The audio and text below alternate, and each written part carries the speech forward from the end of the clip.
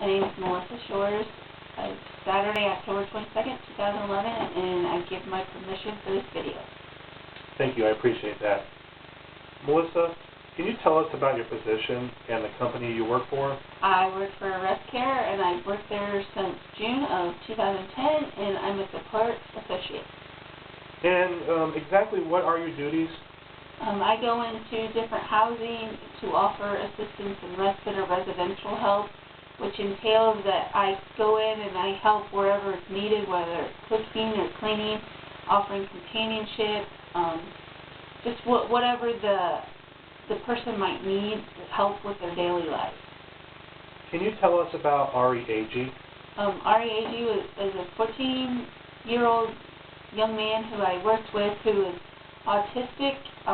He needed help in areas of his life such as personal hygiene. I also offered assistance in respite for his mother just to give her a break since she was dealing with Ari all the time. He needed help with his toileting and his personal hygiene, and I took him around town to whatever activities he enjoyed, whether it was a park, going to McDonald's. And I also tried to help guide him in aspects of his life, whatever he may needed to survive life. Are there any exceptional experiences you'd like to share? Yeah, there are quite a few. Ari was, I don't want to say a difficult case, but yeah, he was challenging, and he had behavior issues that would, the drop of a hat, would come up. Like, you don't know when it would happen or where it would happen or why it would happen. You always had to be on your toes with Ari.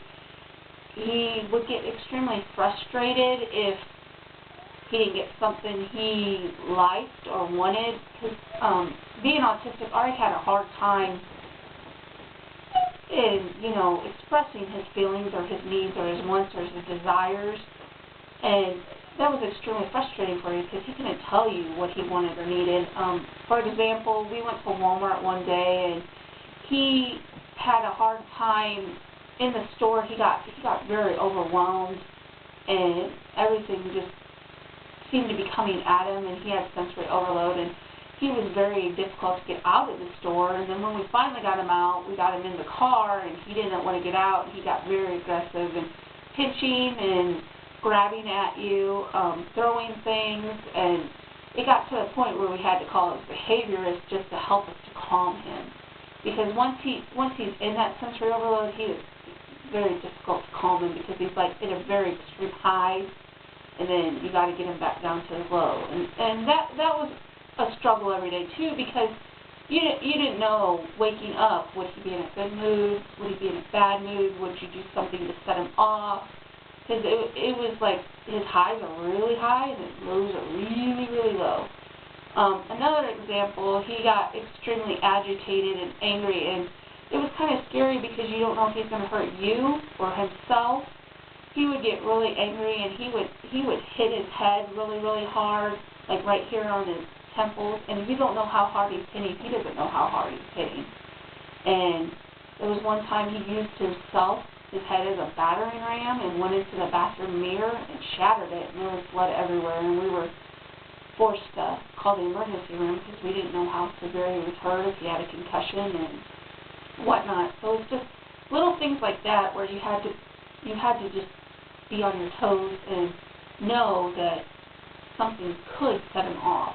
And the hard thing is it was a struggle with his mom and the people that worked with him every day, because it became a situation that was unsafe, and there really wasn't anywhere that we could turn to or send him to. Thank God there was a place that we had found in Indianapolis called Daymore that it took a long time. It took almost a year to get him established in this, and now he's in a safer environment. And I believe that living in the state of Indiana, where we're from, it's a need, it's a necessity. We should have more of these places like that, and thankfully there is a place like that where we could send him. Okay, thank you very much. I appreciate your time.